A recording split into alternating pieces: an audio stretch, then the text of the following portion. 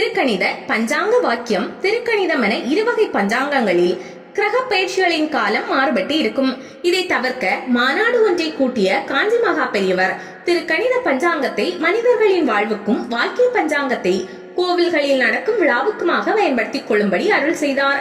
இவ்வாண்டு திருக்கணிதப்படி மார்ச் 29ஆம் தேதியும், வாக்கியப்படி 2026 மார்ச் 7ஆம் தேதியும் சனிப்பெயர்ச்சி நடக்கிறது.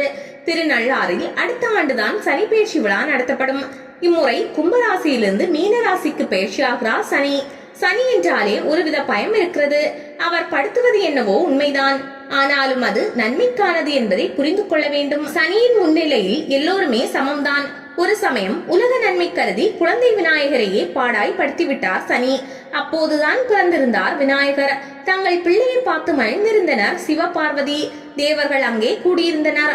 ஆடல் பாடல் என களை கட்டி இருந்தது சிவலோகம். எல்லோரும் சென்றாலும் சனியால் மட்டும் அங்கு செல்ல முடியவில்லை. அவருக்கோ குழந்தை விநாயகரை பார்க்க கொள்ளை ஆசை.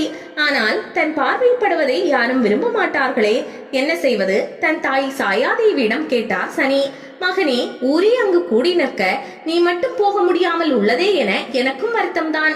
ஒன்று செய், நீ அங்கு நடக்கும் கூத்துகளை மட்டும் ஒளிந்து நின்று பார். குழந்தையை பார்த்து விடாதே என்றாள் சாயா. சனீஸ்வரரும் சென்றார். எல்லாரும் தொட்டிலில் கிடந்த விநாயகரை தரிசித்தனர். சனிக்கு ஆர்வம் தாங்கவில்லை. இவரும் போய் பார்த்து விட்டார். பார்த்த மாத்திரத்தில் குழந்தையின் தலை போய்விட்டது. கதறினாள் பார்வதி. அவளுக்கு ஆறுதல் சொன்னார் சிவன். பார்வதி, கஜமுகாசூரன் என்ற அசுரனை கொல்லவே உன் மகன் பிறந்தான். அவன் யானை முகம் கொண்டவன். அவனோடு போராட இவனுக்கும் யானை முகம் வேண்டும். இவனுக்கு அந்த முகத்தை கொடுக்கிறேன் என்ற சிவன் மகனுக்கு யானை தலை பொருத்த ஏற்பாடு செய்தார். இருப்பினும் பார்வதியின் கோபம் அடங்கவில்லை. சனியின் காலை முடமாக்கி விட்டாள். நீ இனி மெதுவாகவே நடப்பாய். நீ வருவதற்குள் என் பக்தர்களை காத்து விடுவேன் என்றாள். சனியும் வருத்தத்துடன் வீடு திரும்பினார். இதை அறிந்த சாயாதேவி, என் மகன் ஊனமானது போல் உன் மகன் விநாயகனும் லம்போதரன், அதாவது வயறு பெருத்தவன் ஆகட்டும். வயறு பெரிதான உன் மகனாலும் வேகமாக நடக்க முடியாது என பதில் சாபமிட்டாள்.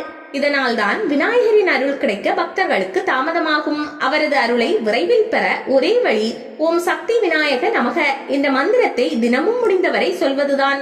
சனி பகவான் முன் எல்லோரும் சமம்தான். கடமை தவறாதவர்கள், கோபப்படாதவர்கள், நல்லதே செய்பவர்களை அவர் அணுக மாட்டார். இந்த நிபந்தனைகளை பின்பற்றினால் சனி பெயர்ச்சி நம்மை ஏதும் செய்யாது.